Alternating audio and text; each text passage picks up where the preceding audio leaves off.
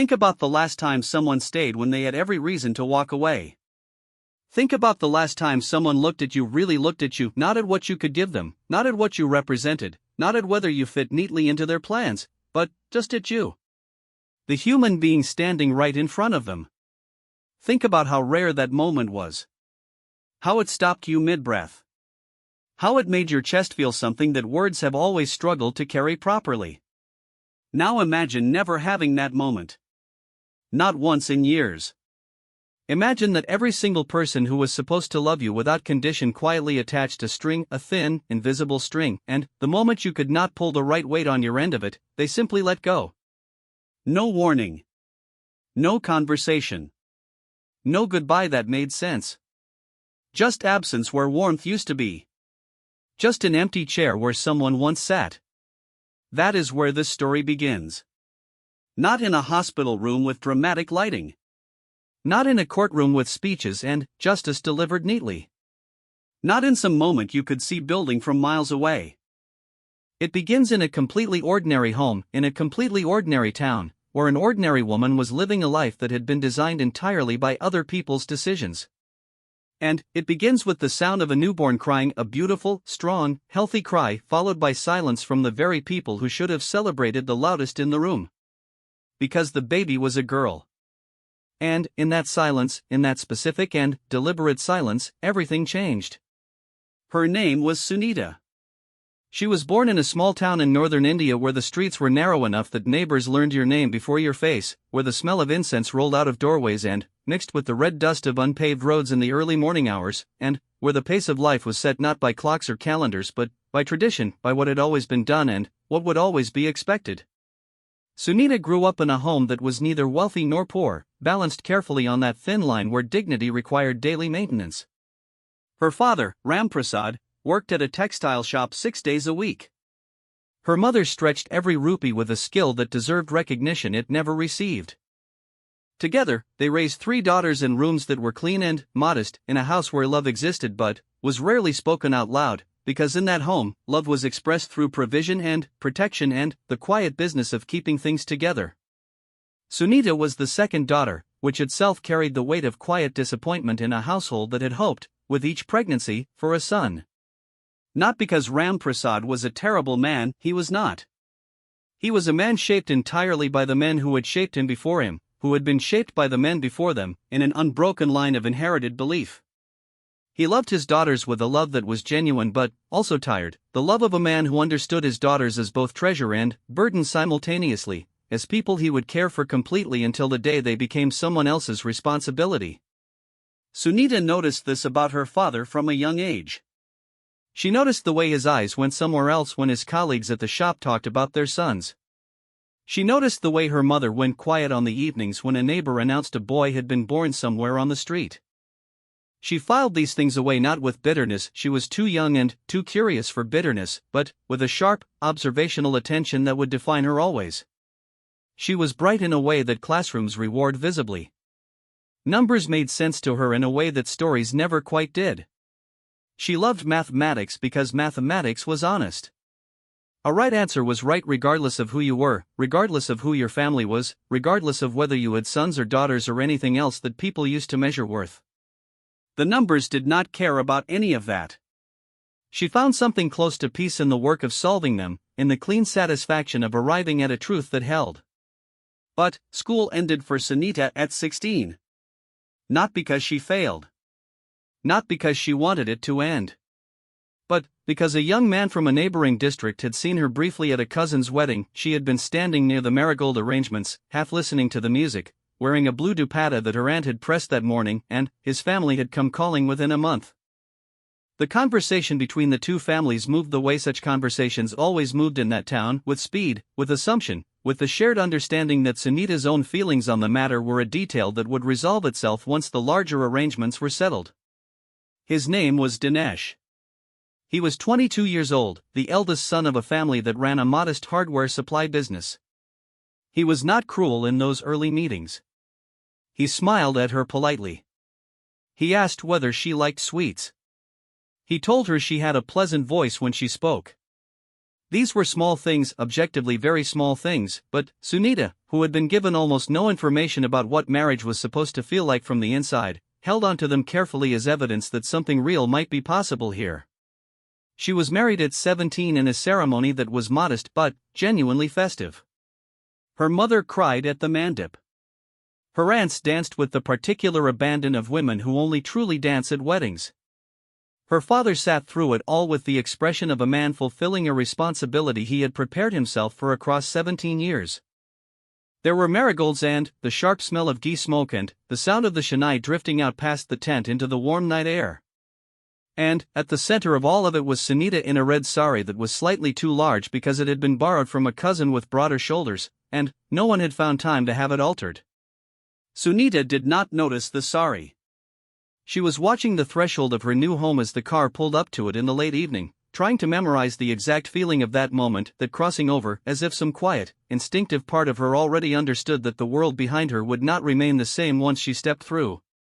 The house she moved into was a concrete structure in the older part of the town, 3 bedrooms and a central courtyard where her mother-in-law, Savitri, kept potted plants and equally well-tended opinions. Savitri was a woman built from certainty. She had spent decades becoming absolutely sure about how things should be done, how a household should be managed, how a daughter-in-law should carry herself, how food should taste, how guests should be received, how mornings should begin.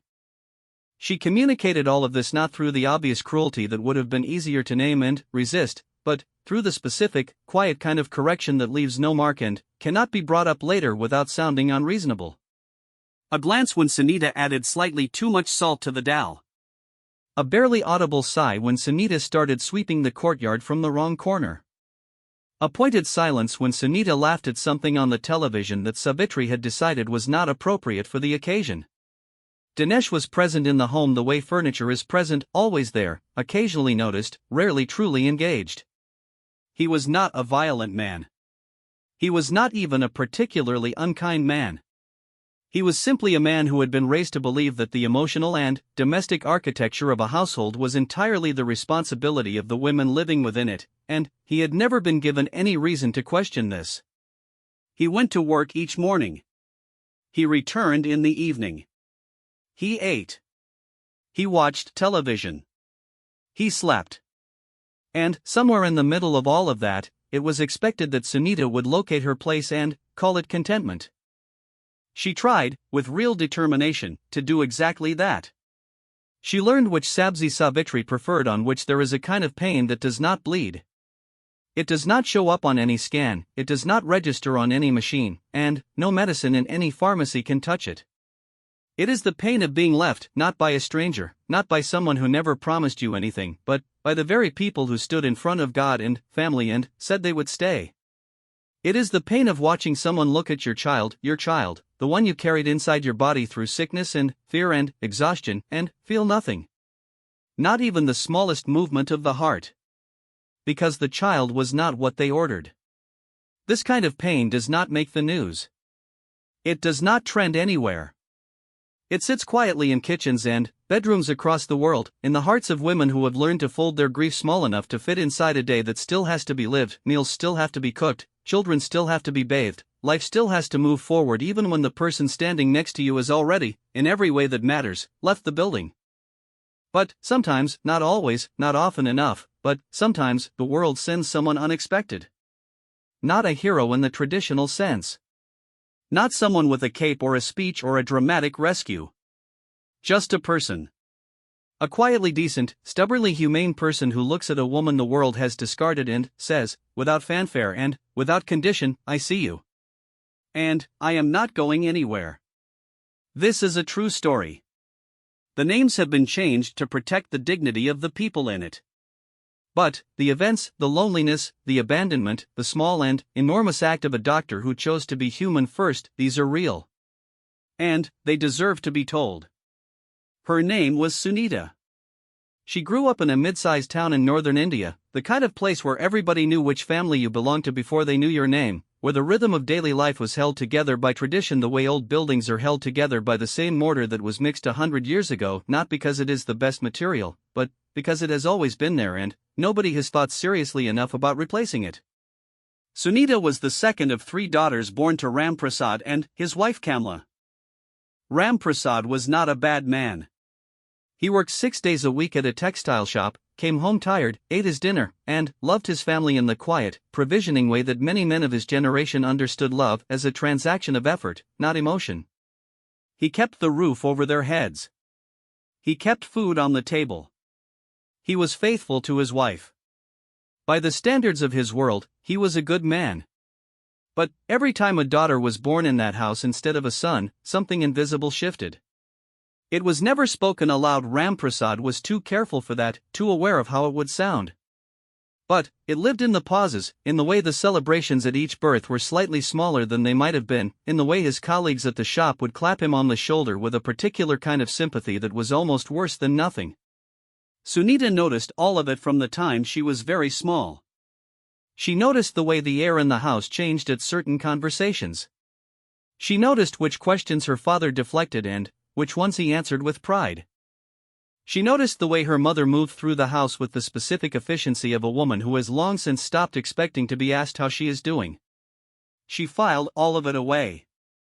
Not with anger. With understanding. Because Sunita was unusually perceptive, and she was also, from a very young age, genuinely brilliant. She had the kind of mind that locked onto problems with quiet ferocity and did not let go until they were solved. Mathematics was her great love, not the showy, complicated mathematics of academic competition, but the honest, patient mathematics of logic, where every question had an answer if you were willing to sit with it long enough and think clearly enough. Her teachers noticed. They said things to her parents.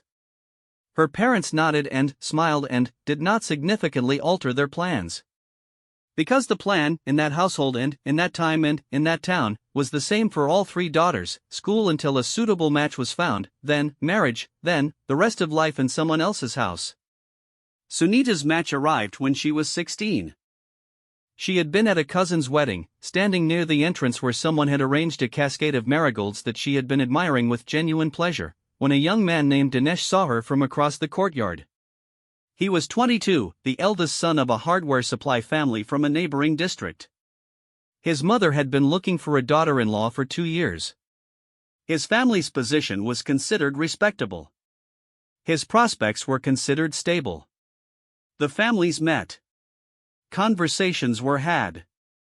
Sunita was brought into the room at the appropriate moment, offered tea, asked 2 questions, and then the matter was largely decided by the people on either side of her who had been deciding things her entire life. She was married at 17. The wedding was loud and marigold bright and full of the particular energy of Indian weddings, where the collective joy of 100 people fills every corner of a tent and spills out into the street. Her mother wept. Her aunts danced until their feet hurt. Her younger sister held her hand on the way to the mandip and whispered something that was supposed to be reassuring. Her father sat at the edge of it all with the quiet expression of a man completing the most important task of his fatherhood. Sunita stepped into her new life with her eyes open and her hopes carefully folded into something manageable. She was not a dreamer. She had never been a dreamer. She was a thinker, a planner, a solver, and she approached her marriage the way she approached every difficult problem, with patience, with attention, and with the belief that if she understood the rules well enough, she could find a way to live well within them. Her mother-in-law, Savitri, was a tall woman with a straight spine and the particular authority that comes from decades of running a household without ever being thanked for it. She was not cruel in the obvious, storybook way. She was cruel in the way that is almost impossible to explain to someone who has not experienced it, in the micro-adjustments, the near-invisible corrections, the silences loaded with implication. A look at the slightly oversalted Dal. A redirect of Dinesh's attention whenever he and Sunita were beginning to have a real conversation. A habit of speaking about Sunita in the third person even when Sunita was standing directly in the room. Dinesh himself was a man who existed in his own home the way a guest exists in a hotel, present but not participating, comfortable but not invested. He was not violent. He was not especially unkind. He was simply absent in every way except physically, and he had never in his life been asked to be anything more. He went to work. He came home. He ate the food that appeared on the table. He slept. He assumed everything between those points was someone else's concern. Sunita adjusted. That was what she did. She was good at adjusting. She learned which vegetable Savitri preferred on which day, which corner of the courtyard she liked swept first in the morning, which neighbor merited a full greeting and which one a brief nod, which television programs were acceptable and which were quietly switched off before Savitri entered the room. She mapped the terrain of that household the way a careful traveler maps unfamiliar territory, detail by detail, day by day, storing everything away with the same precise mind that had once worked through geometry problems with genuine joy. And, for a fragile, tentative time, the arrangement worked. Then, she became pregnant. She found out on a Tuesday in her second year of marriage, when the nausea had graduated from a whisper to a shout that her body would not allow her to ignore any further. She sat on the edge of the bed for a long time after she understood what the symptoms meant, holding the knowledge inside her chest and, turning it carefully, feeling its weight, understanding that once she handed it to the people around her, it would no longer belong only to her. Savitri, when told, clasped her hands together and prayed with her eyes closed. Sunita did not need to hear the prayer to know what it contained. Dinesh reacted with the complicated face of a man for whom the news was both significant and abstract, happy in theory, already distant from the reality of it. The pregnancy was punishing. 3 months of nausea so severe it pinned her to the bathroom floor on mornings when getting to the kitchen felt like scaling a mountain. Savitri interpreted the symptoms as weakness. Dinesh interpreted them as inconvenience. No one brought her water without being asked. No one sat with her on the bathroom floor. No one cancelled their plans because she was struggling. She lay in bed on the worst days listening to the sounds of the house moving on around her and told herself it was normal, told herself she was not making a fuss, told herself things would be different when the baby came. She went into labor on a monsoon night when the rain hit the corrugated roof of the government hospital like gravel thrown from a great height. She labored for 11 hours in a ward where the tube lights hummed and the nurses were stretched across more patients than any reasonable system should allow, and she did it almost entirely alone because Savitri had stayed home and Dinesh had arrived late and left early because he had work in the morning. A woman in the next bed, a stranger who spoke a dialect Sunita only half understood and smelled of coconut oil and something herbal, held her hand through the worst of it without being asked, and Sunita would remember that stranger's hand for the rest of her life with more gratitude than she felt for almost anything else from that period. The baby was born just after midnight. Healthy. Strong. A full voice. 10 perfect fingers. A girl.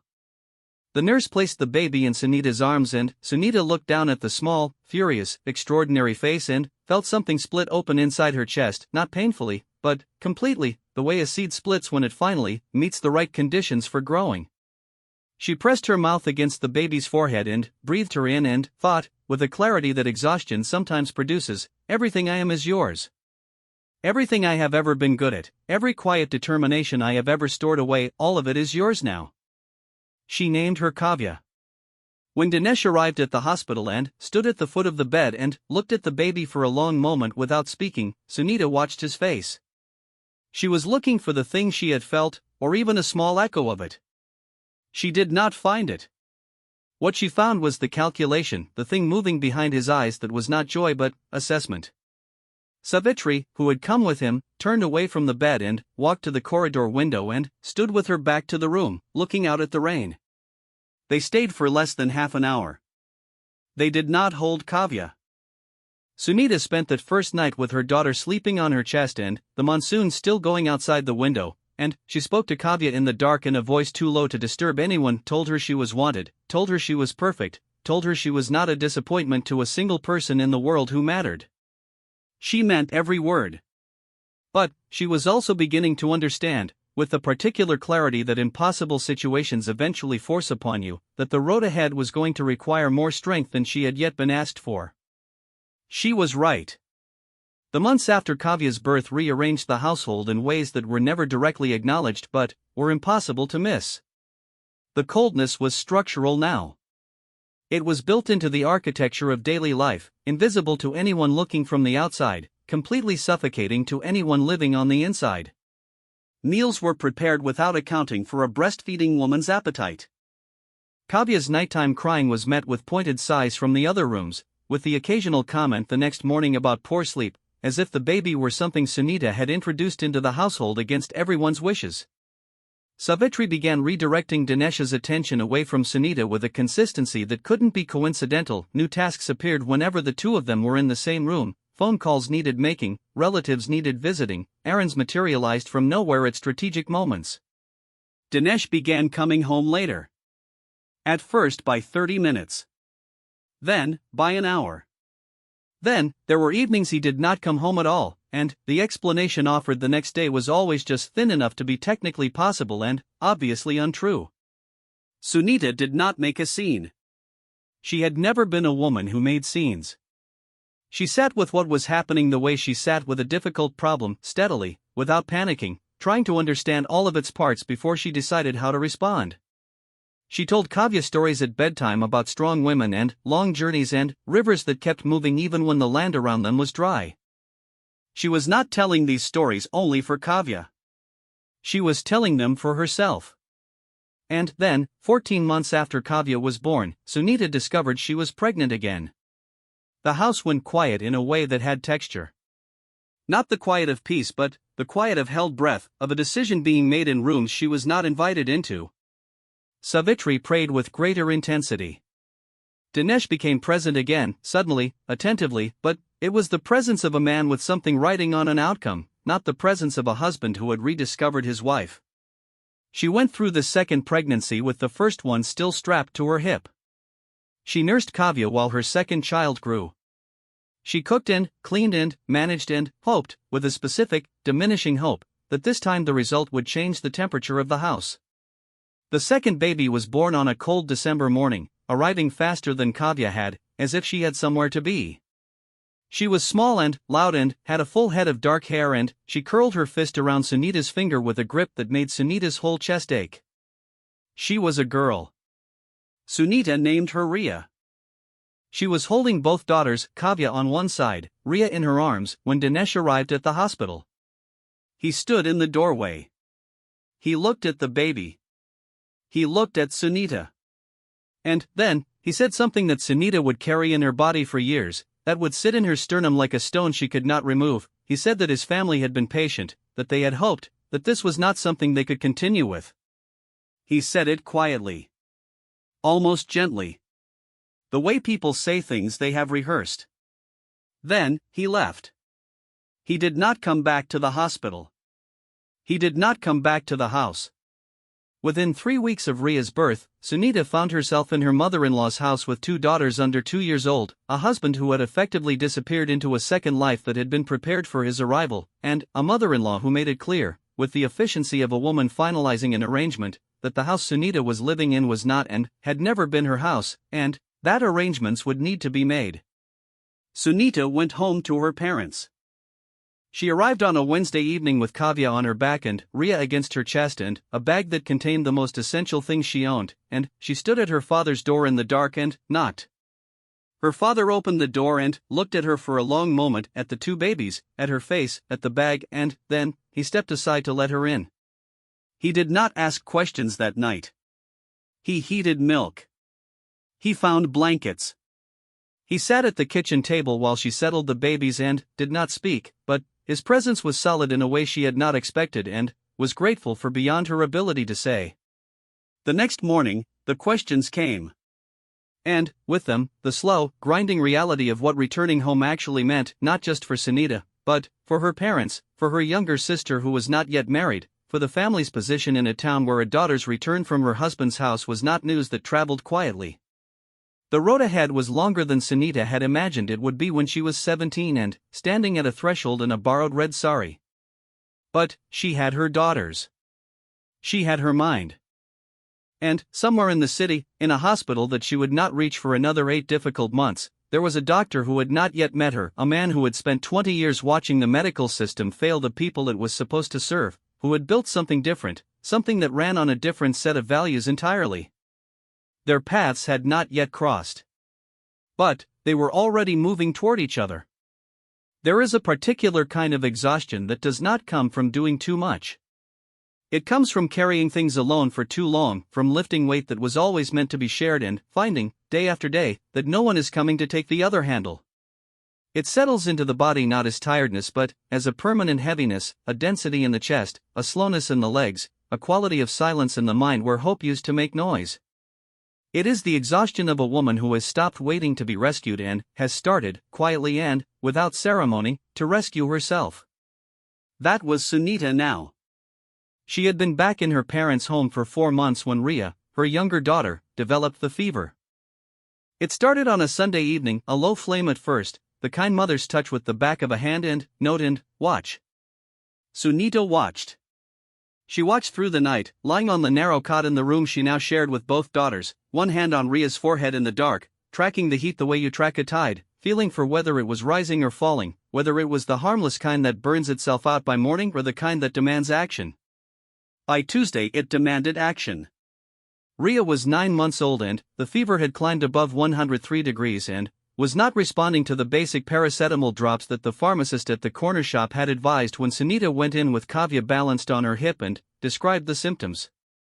He had been kind, he was always kind to her, a round-faced man named Gopal who had watched her grow up in that neighborhood and had never once said anything to her about her situation, but kindness had a limit, and the limit was a fever this persistent in a baby this young. She needed a doctor. The government hospital in town was an option. It was always technically an option. But Sunita had been to that hospital 6 times in the past year for Kavya's routine checkups, for a chest infection Sunita herself had developed in February, for a rash on Ria's arm that had turned out to be a mild allergy, and each time, the experience had been the same. A number. A hard plastic chair. A wait of 2, 3, sometimes 4 hours. A consultation of roughly 4 minutes with a doctor who was seeing 30 patients before lunch and had long since crossed the line between tired and functionally detached. The prescriptions were written quickly, the explanations were brief, and the door opened again before you had finished asking the question you had come with. She could not afford a private clinic. The math of her current life was unforgiving. Her father's pension covered the household. Her mother took in tailoring work. Sunita herself had started doing data entry work on a borrowed laptop, a job found through a neighbor's son who ran a small accounting firm and needed help with receipts during the tax season. The pay was enough to contribute to the household and put something small aside. It was not enough for private medical care on top of everything else. But then, her neighbor, Mrs. Sharma, a woman in her 60s with 3 grown sons and an absolute authority on every piece of local information, knocked on the door that Tuesday afternoon and said she had heard Ria was unwell, and had Sunita considered going to Dr. Aryan Mehra's clinic in the market area near the railway station. Sunita had not heard this name. Mrs. Sharma sat down uninvited, as was her style, and explained. Dr. Mehra had been running his clinic for about 2 years now in a space that used to be a stationery shop. He was, and here Mrs. Sharma leaned in slightly because this part was apparently important, not like other doctors. He had apparently worked at a large hospital in the city for many years and had left for reasons that were variously explained depending on who you asked. Some said he had fought with the administration over how patients were being treated. Some said he had simply grown tired of a system that valued billing cycles over human beings. Some said both things, and both things were probably true. What was consistent across all versions of the story was what he had done after leaving. He had come back to this town, where he had grown up, and opened a clinic with a pricing structure that was, by any reasonable measure, unusual. He charged what people could pay. Not what the market rate was. Not what his degree entitled him to charge. What the person sitting across from him could actually, realistically manage. He had a sliding scale that he did not advertise because he did not want it to become something people felt they needed to perform poverty to access. He just looked at who was in front of him and decided accordingly. He also, Mrs. Sharma said with the satisfaction of someone delivering genuinely good news, saw children on the same day they were brought to him. No appointment necessary. No 3-hour wait for an urgent case. Sunita listened to all of this and then she picked up Ria, called to Kavya, and walked to the clinic. The clinic was easy to miss if you were not looking for it. A clean white door in a row of small shops, a hand-painted sign that said Mara Clinic in simple black letters, a small wooden bench outside where two people were already waiting. No grand entrance. No frosted glass with credentials etched into it. No photograph of the doctor shaking hands with someone important. Inside, the space was small but ordered. A front desk managed by a young woman named Priya who had the specific competence of someone doing a job they actually cared about. 4 chairs. A children's corner near the window with a low table and some blocks and a few picture books. A water dispenser that worked. Plants on the windowsill that were genuinely alive. Sunita sat down with Riya against her shoulder and, Kavya immediately drawn to the blocks, and she registered her name with Priya and waited. She waited 20 minutes. Then, the door to the inner room opened and a man came out and said her name. Dr. Aryan Mehra was 43 years old, with the build of someone who walked a lot and the face of someone who had been paying close attention to the world for a long time. His hair was going gray at the temples. His eyes were dark and direct, not the clinical directness that feels like being assessed from behind glass, but the directness of genuine engagement, of a person who was actually present in the room and intended to stay that way. He wore a plain white coat over a simple shirt. He had no stethoscope ostentatiously hanging around his neck. It was on his desk, which you could see through the open door. He looked at Riya and then at Sunita and said simply, "Come in. Let's see what's going on." He examined Riya with the careful thoroughness of a man who understood that a child who cannot speak for herself requires the doctor to listen harder. He checked her throat, her ears, her lymph nodes, her chest. He took her temperature twice, watched her breathing, watched her eyes, spoke to her in a gentle, low voice the whole time that seemed designed more to keep her calm than to communicate anything specific.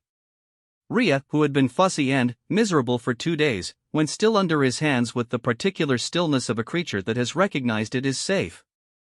Sunita watched this carefully.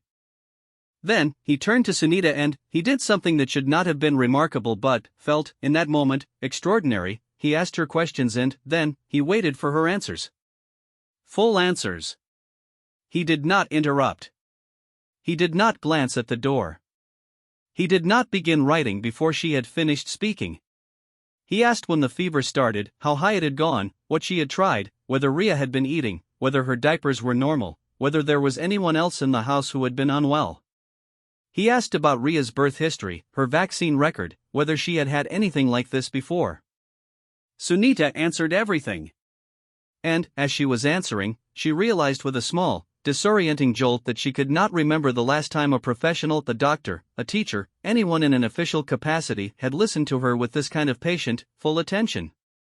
He diagnosed Riya with a viral throat infection that had caused her fever. Not bacterial, which meant antibiotics would not help and should not be given. He explained this clearly, in simple language, including why he was not prescribing what people often expected doctors to prescribe when a child had a fever. He told her what to watch for over the next 48 hours that would indicate things were getting worse. He told her what to do if that happened. He wrote none of this on a slip of paper in illegible handwriting, he said it directly and, then, wrote a simple summary in clear print and handed it to her. At the end, when she asked about payment, Priya told her a number that was less than half of what any other clinic in town would have charged. Sunita paid it without a word, but her hands were doing something slightly unsteady as she opened her wallet, and it had nothing to do with the money. It was the accumulated weight of being treated, for the first time in a very long time, like a person whose time and circumstances and understanding all mattered. She came back 6 weeks later when Kavya got an ear infection. Then, again when Riya needed her 12-month checkup and Sunita could not face the government hospital queue with 2 small children on her own. Each time, she sat in that small waiting room and then, in that small consultation room and answered questions and was listened to, and each time she walked back out feeling not fixed, because the real difficulties of her life were not things any clinic could fix, but less alone. That was the precise word. Less alone. As if the act of being taken seriously, regularly, by someone with no obligation to take her seriously, had some structural effect on her sense of herself in the world. It was on the 4th visit that Dr. Mehra asked about the rest of it. Not intrusively. Not clinically. He had finished examining Kavya, who had a mild cold that needed rest and warm fluids and nothing else, and he was writing the summary note, and then he paused and looked at Sunita and said, "You're managing both of them on your own, yes?" She nodded. "That's a lot," he said. Not with pity. With acknowledgement. Something in how he said it, matter of fact, no performance, no dramatic pause, made it possible for her to answer honestly. She said yes, it was a lot. She said she was living with her parents and doing data entry work to help with expenses. She said she was fine, which was true in the sense that they were all alive and housed and fed and managing, and not entirely true in 100 other senses that she had gotten used to not examining too closely. He did not push. He said, "If you ever need a referral to a legal aid service, to a women's support organization, to anything, let me know. I can point you to people who are actually useful." He said it the way a person says something practical, the way you tell someone there's a good mechanic 2 streets over. No gravity. No performance of helpfulness. She said thank you and picked up Kavya and went home. But she thought about what he had said for a long time afterward. The world Sunita was living in outside that clinic had not simplified. If anything, it had continued to reveal new layers of difficulty the way a difficult problem does when you finally commit to solving it properly and realize how many assumptions you were making. The divorce proceedings had begun 3 months after she moved back to her parents' house. This was not something she had initiated technically, under the law. It was Dinesh's family that had moved first, with paperwork that was framed in terms of irreconcilable differences, which was one way of describing what had happened, a way that distributed the fault very evenly across a situation in which the fault was not evenly distributed at all. Sunita's parents had found a lawyer through a cousin, a man named Pandey, who had an office above a shoe shop and who was considered reliable. He was not a specialist in family law. He knew the basics. He worked through the paperwork methodically and billed them at a rate that was fair by the standards of someone who was not currently living on a pension and data entry income, which was slightly too expensive by the standards of someone who was. The process was slow in the way that legal processes always are, moved forward in increments, required documents she had to collect from places she needed to travel to, required her presence at hearings where she sat in chairs and waited and watched clerks stamp things and then went home without any observable change in her situation. What it also required was courage of a very particular and underrated kind. Not the dramatic courage of confrontation. Sunita was not someone who had ever valued confrontation for its own sake, but the quiet courage of showing up. Of coming back. Of not disappearing. Of insisting, without shouting, that she existed and that her daughters existed and that their lives had value and their rights had weight. She showed up. Every time. She came back. There were community pressures, the town was small, memory was long, opinions were formed quickly and changed slowly. Women who had returned from their marital homes occupied a specific social position that was neither fully accepted nor fully rejected, but was watched with a particular vigilance that Sunita found exhausting. Neighbors who had always been friendly began asking questions dressed as concern. Relatives offered advice dressed as support. Her mother's friends made comments that were technically compliments but carried an undertow of judgment that pulled at you if you paid attention. Sunita learned to pay less attention. This was harder than it sounds. Her father, Ram Prasad, had surprised her. He had not said much on the night she arrived at his door with 2 babies. He had not said much in the weeks that followed. But he had done things. He had moved furniture so the room she and her daughters shared was larger. He had fixed the leaking tap in the bathroom without mentioning it. He had started coming home from the shop at a slightly earlier hour and sitting in the evenings in the courtyard where Kavya played, and he had learned, with great seriousness and genuine effort, how to make a sound that consistently made Ria laugh. He had never, not once, said to Sunita that she should go back. She understood what this cost him, understood the social weight of it, the conversations he was probably having with men at the shop who had opinions about such things, the questions being asked at the temple. She understood it and she was grateful for it with a depth that she could not always access without it becoming overwhelming, so she filed it carefully with the other things she was grateful for and returned to it in small increments, like a resource that needed to be conserved.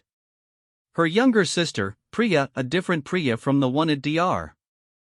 Mara's clinic had also surprised her. Priya was 19 and studying for her degree in commerce and was, under the surface of her ordinary student life, quietly furious on Sunita's behalf in a way that was both touching and occasionally alarming. She had started, without announcing it, doing research.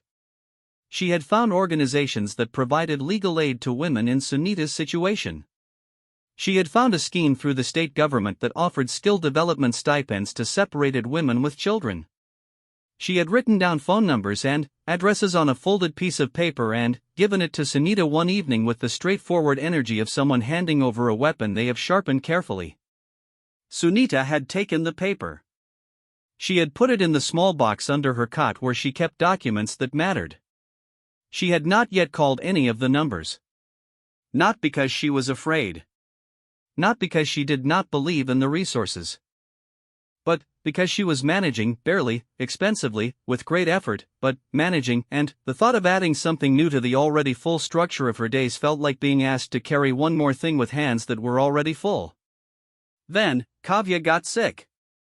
Not the mild ear infection kind of sick. The kind that starts at 3 in the morning with a sound from across the room that every parent recognizes instantly, a breathing sound, a struggling sound, a sound that is not the normal sound of a sleeping child and which brings you to your feet before you are fully awake. Kavya was 2 years and 3 months old and she could not breathe properly.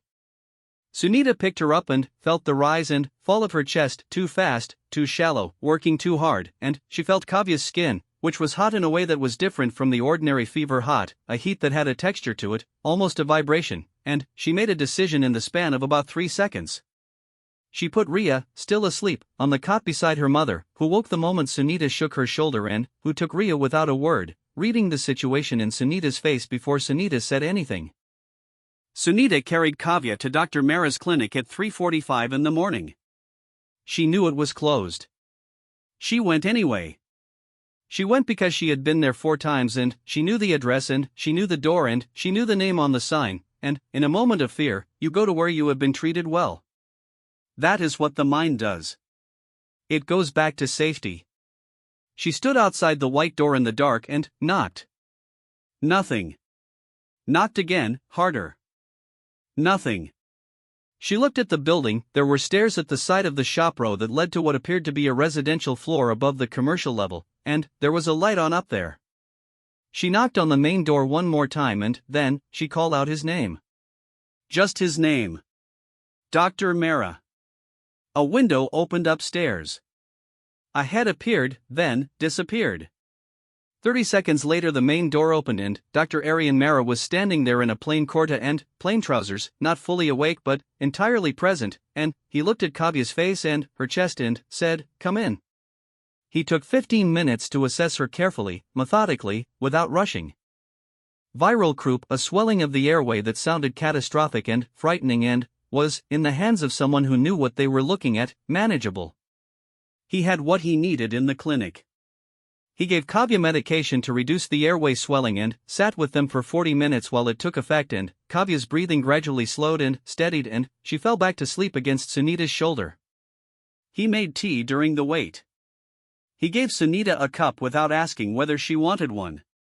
They sat in the small consultation room at 4 in the morning with the street outside completely quiet and Kavya sleeping and the tea getting cool, and for a while neither of them said anything because nothing needed to be said and both of them seemed to understand this simultaneously. Then, Dr. Mara said, quietly, "You're doing a remarkable job with them. I want you to know that." Sunita looked at him. "I mean it as a medical observation," he said. "Both your daughters are well-nourished, well-loved, well-tracked in terms of their development. Whatever you're dealing with outside this room, you're not letting it affect your care of them. That's not common. That takes real strength." Sunita looked back down at Kavya. "I'm just their mother," she said. "Yes," he said. "Exactly." She did not know what to do with that, so she finished her tea and said nothing, and Kavya breathed steadily against her shoulder, and outside the window the night began its slow, reliable shift toward morning. Something was changing. Not dramatically. Not all at once. But, underneath the surface of Sunita's life, something that had been tightly compressed for a very long time was beginning, quietly and carefully, to breathe. Some mornings arrive differently. You wake up and something has shifted, not in the room, not in any visible part of your life, but somewhere inside the structure of how you understand yourself. The problems are all still there. The weight is still there. But there is a new quality in how you are holding it, like your grip has changed overnight without any conscious decision being made. Like something you had been clenching has finally, carefully, let go. Sunita had that kind of morning about 6 weeks after the night she had knocked on Dr. Mehra's door at 4 in the morning with Kavya struggling to breathe. She woke before her daughters, which was unusual, and she lay on the cot in the grey pre-dawn light and she looked at the ceiling and she made a list in her head, not of problems, which had been the content of every mental list she had made for the past 2 years, but of facts. Just facts, laid out plainly, without the distortion of fear. The facts were these: she was 21 years old. She was intelligent and capable and had a mind that had never truly been used at its full capacity because life had not yet offered her the right conditions. She had 2 healthy daughters who were the best evidence she had of what she was capable of. She had parents who had surprised her. She had a sister who was actively angry on her behalf and doing something useful with that anger. She had, against all reasonable odds, managed. For 2 years in impossible conditions, she had managed. And she had a folded piece of paper in a box under her cot that her sister had given her 8 months ago, with phone numbers on it that she had not yet called. She got up. She made tea. She waited until the household was awake and the girls were fed and her father had gone to the shop and her mother was settled with her tailoring. Then, she took out the paper, unfolded it on the kitchen table, and picked up the phone. The first number she called was for a legal aid organization that operated out of the district headquarters, 30 kilometers away. The woman who answered was named Rena and had the efficient warmth of someone who had answered this particular kind of call many times and had long since made peace with the fact that the work was never going to be finished, only continued. Rena explained what the organization could do. They had lawyers who specialized in family law, specifically divorce and child maintenance proceedings. They operated on a sliding fee. Given Sunita's circumstances, no income from husband, 2 children, living with parents, she would likely qualify for the lowest tier, which was effectively free. She would need to bring documents, marriage certificate, children's birth records, any correspondence related to the separation, her own identification. Sunita wrote everything down on the back of an envelope. She thanked Rena. She ended the call and sat at the kitchen table for a moment, feeling the specific, quiet high of having done a practical thing that had felt impossible for months simply by picking up a phone. The second call was to a government scheme her sister had found, a skill development program for women in economically vulnerable situations that offered training in various fields and a monthly stipend during the training period. The program had a module in accounting and financial management. It also had a module in computer skills and data management that was more advanced than the basic data entry Sunita was currently doing. She was told there was a waiting list. She put her name on it. The third call was to Dr. Mehra's clinic. Not because she or the girls were unwell, but because she had been thinking, since that early morning with Kavya and the tea and the thing he had said about strength, about the referrals he had mentioned months earlier. She spoke to Priya at the front desk, who remembered her without any prompting and who said she would leave a message for Dr. Mehra and he would call back when he had a moment between patients. He called back that afternoon. She told him she had started making the calls her sister had researched. She told him about the legal aid organization and the skill development program. She told him she was not entirely sure why she was telling him this, except that he had mentioned referrals once and she wanted him to know she was taking things seriously. He listened. Then, he said he was glad. He said the legal aid organization she had contacted was a good one, he had referred people there before and the outcomes had generally been positive. He said the skill development program was also solid, that the accounting module in particular had helped several women he knew of build genuinely sustainable incomes. He said, without any ceremony, that if she needed a supporting letter from a medical provider to accompany any of her applications, something that documented the family situation from a health and welfare perspective, he would write one. She had not known that was something she could ask for. She had not known that was something a doctor would offer. Yes, she said. I think that would help. I'll have it ready by Thursday, he said. Come by any time. The legal process moved slowly, but it moved. With the aid organization's lawyer, a compact, serious woman named Advocate Sinha who had been doing this work for 16 years and who regarded the particular dynamic of Sunita's marriage with the unsurprised recognition of someone who had seen it many times and remained, despite that, consistently outraged on behalf of every woman it happened to. The paperwork was assembled, filed, and formally progressed. The question of child maintenance was the hardest part of it. Dinesh's family had money, not vast money, but enough, and the legal position on child maintenance was clear.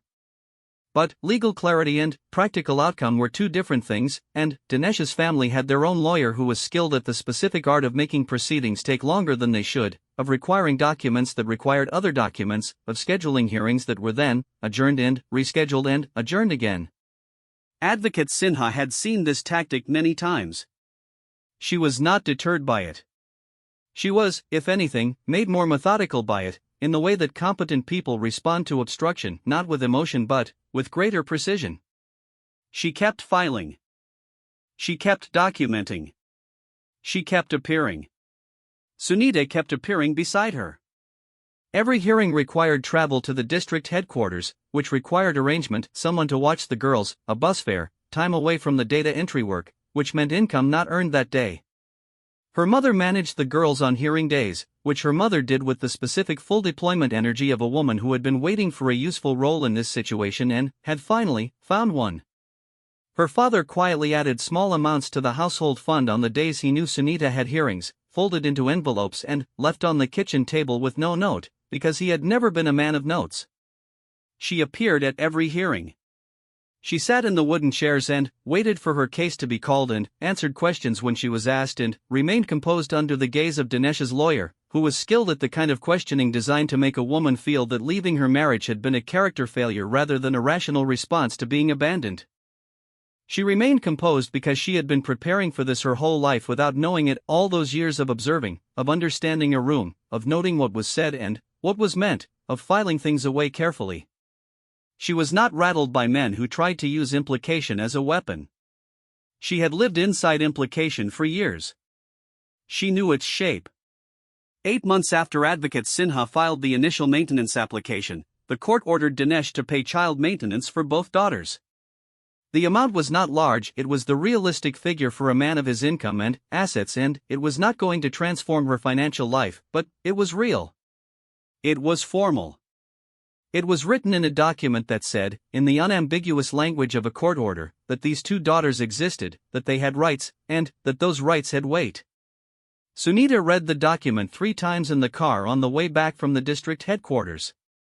Then, she folded it and put it in her bag and looked out the window at the fields going past and felt something she had not expected to feel, not triumph, not the dramatic surge of victory, but something quieter and more solid. Something that felt like the resolution of a very long equation. Like arriving, finally, at the answer.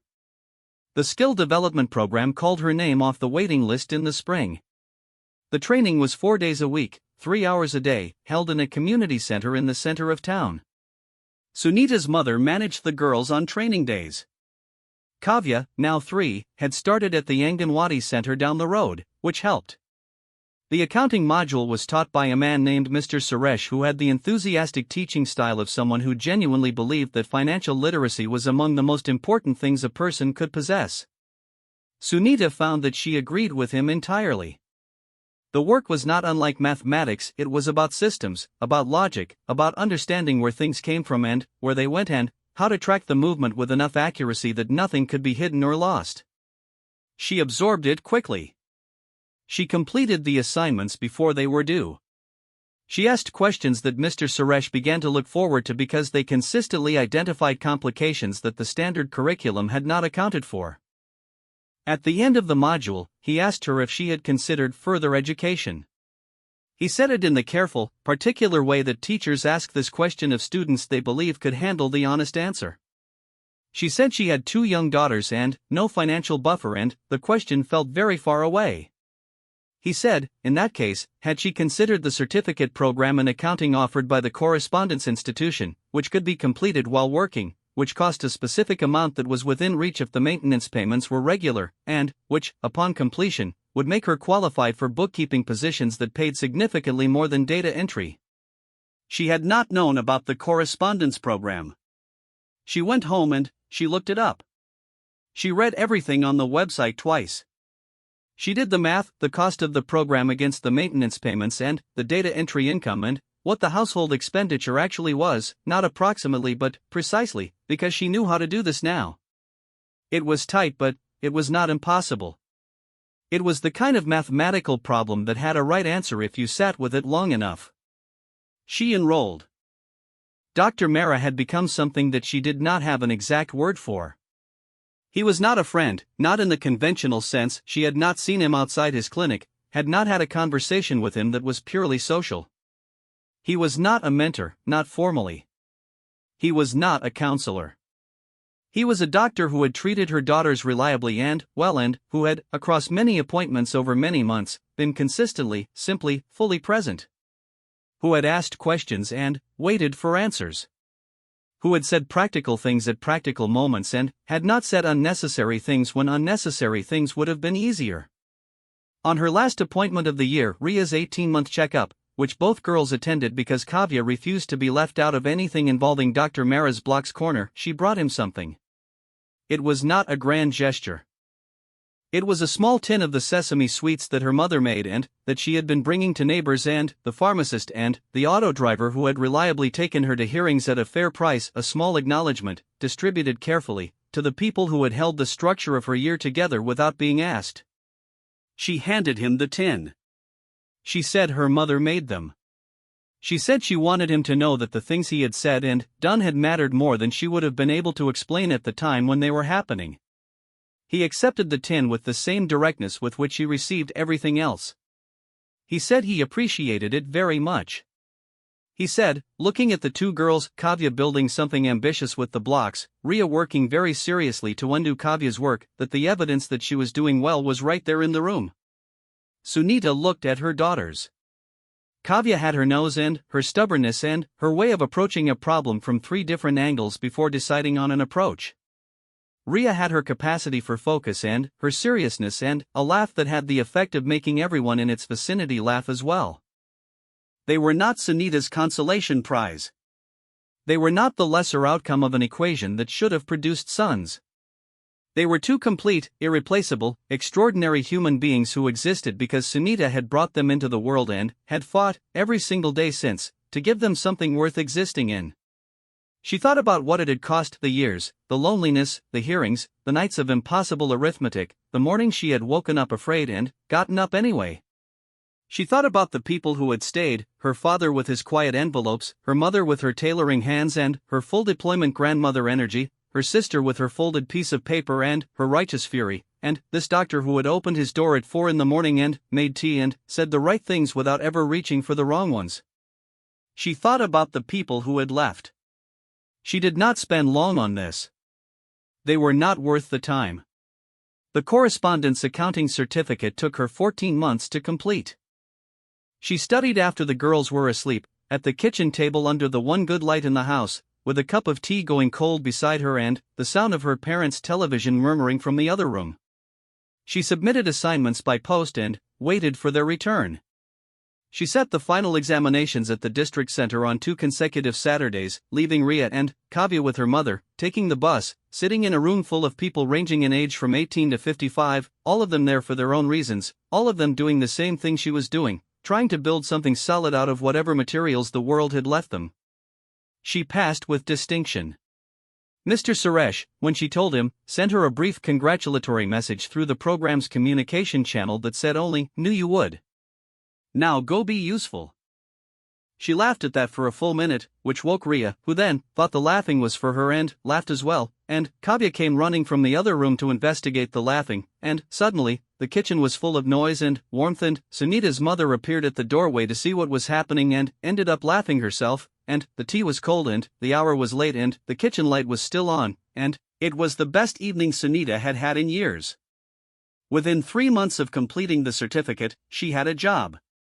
It was at a small but growing construction materials company in the town, not a glamorous position, not a large salary, but a real and formal bookkeeping role with a desk and a computer and a steady paycheck. The owner, a practical woman named Mrs. Kapoor who had built the business with her husband over 20 years and who had no patience whatsoever for inefficiency, had interviewed 4 candidates and hired Sunita because Sunita's answers to her questions were precise, because she asked one question of her own that demonstrated she had already thought about the company's accounting structure, and because when Mrs. Kapoor asked directly about her family situation, she asked because she needed to know about childcare reliability for a position that required consistency. Sunita told her the truth simply and without apology. Mrs. Kapoor had 3 daughters of her own. She hired Sunita on the spot and then offered, without being asked, to adjust the starting hours by 30 minutes to accommodate the school drop-off schedule. Kavya started primary school the following August, the first day of the academic year. She wore a white uniform shirt and a blue skirt that Sunita's mother had ironed with the gravity of ceremony. She carried a small red backpack that she had selected herself from the shop with the same deliberate authority with which she selected everything. She walked through the school gate without looking back, which was entirely in character, and then, just before she disappeared into the corridor, she turned and found Sunita with her eyes and waved once with great seriousness, and then she was gone. Sunita stood at the gate for a moment after the door closed. She thought about the girl she had been at Kavya's age, sitting in a classroom where her brightness was noticed and not particularly championed, in a home where her future had already been mapped onto a road she had not drawn. She thought about what she would tell that girl if she could, about what she would put in her hands. She would give her the folded piece of paper first. The one with the phone numbers. She would tell her to call them before she thought she was ready, because readiness was something you built on the way, not something you arrived at fully formed before taking the first step. She would tell her that the right people, when you found them, would listen fully, without the clock running, without the door already half open to let you out. She would tell her that the love you give your children does not diminish with the difficulty of your circumstances. It concentrates. She would tell her that the daughters were never the problem. They were always the point. 2 years after that morning at the kitchen table with the folded paper and the cold tea, Sunita's life looked different in the way that lives look different when change has been built from the inside rather than delivered from the outside, not transformed all at once by a single event, but rebuilt, beam by beam, with careful work and specific tools and the help of people who showed up and stayed. She was 24 years old. She had a job and a salary and a growing capability that her employer had already noticed once and her paycheck had reflected. She had 2 daughters, 5 and 3, who were growing up in a home that was full of language and attention and the specific warmth of a family that had been tested and had stayed together. She was enrolled in the next level of the correspondence program, the full accounting diploma, which would take 2 more years and which would open further doors that she was already looking through with the planning eye that had always been one of her best features. She went to Dr. Mara's clinic every few months for the girls' checkups, for the occasional seasonal illness that all young children accumulate as reliably as seasons. Each time she went, she was a slightly different version of herself than the last. And each time, he registered this not with comment, not with celebration, but with the steady, noticing quality of someone who had been paying attention from the beginning and who found the continuity meaningful. On a visit in the early winter, Ria had a chest cold that needed checking, nothing serious. He asked, after the examination, how the job was going. She told him it was going well. She told him she had been given additional responsibility. She told him she was studying for the diploma. He said, "Good." Just that. Good. In the way that the word contains everything when it is said by someone who means it fully. She put on Ria's jacket and picked up her bag and stood at the door of the small clinic room, and she looked at this man who had opened his door at 4 a.m. without being asked to, who had made tea without being asked to, who had written a letter without being asked to, who had week after week, appointment after appointment been the simplest and most powerful thing, a person who was present. "Why do you do it this way?" she asked. "The clinic. The prices. All of it." He looked at her for a moment. "Because the system I used to work inside had forgotten what it was there for," he said. "It remembered buildings and billing and hierarchy very well. It forgot people. I could not stop forgetting what I went into medicine to remember, so I left and I remembered it here instead." She nodded. It changes things, she said. For people like me, it changes things in ways that are hard to explain. He nodded too. I know, he said. That's why I do it. She walked out of the clinic and, into the winter afternoon, Ria's hand in hers, the cold air sharpened, clean, the street carrying its ordinary noise of scooters and vegetable carts and children coming home from school. Kavya was at her mother's house, doing homework with her grandmother, looking over her shoulder with the focused intensity of a woman who had been told many times that she was not educated and had decided very late in life to prove the category meaningless. Sunita walked home. She walked with her back straight and her face toward the road, and Ria walked beside her, matching her pace with the concentrated effort of a 3-year-old who has decided to be serious about walking. The sun was going sideways through the buildings, making long gold lines across the street, and somewhere nearby someone was frying onions, and the smell of it was warm and domestic and completely ordinary in the best possible way. She was not yet where she was going. She knew this clearly. There was still the diploma, and the job that needed to keep growing, and the hearings that came up occasionally still and required her presence, and the daughters who needed everything and received it, and the household that kept its rhythm because she maintained it. But she was no longer at the beginning. She was in the middle, the long, unglamorous, irreplaceable middle of a life being rebuilt by someone who refused to stop. And that, precisely that, exactly that, nothing more or less, was its own kind of extraordinary. The people who walked away because she had daughters never understood what they left behind. They could not have, because what she became was built from the exact material of what they had put her through. The abandonment, the silence, the cold rooms and empty chairs and small cruelties of people who measured human worth in the wrong units, all of it had been absorbed and converted, the way a careful and determined woman converts everything she is given into something she can use. What they left behind was Sunita. What she became was entirely her own. And her daughters, Kavya with her serious wave and her red backpack, Ria with her world-stopping laugh, grew up knowing exactly one thing about themselves with absolute, unshakable certainty: they were never the reason anything went wrong. They were always the reason their mother kept going.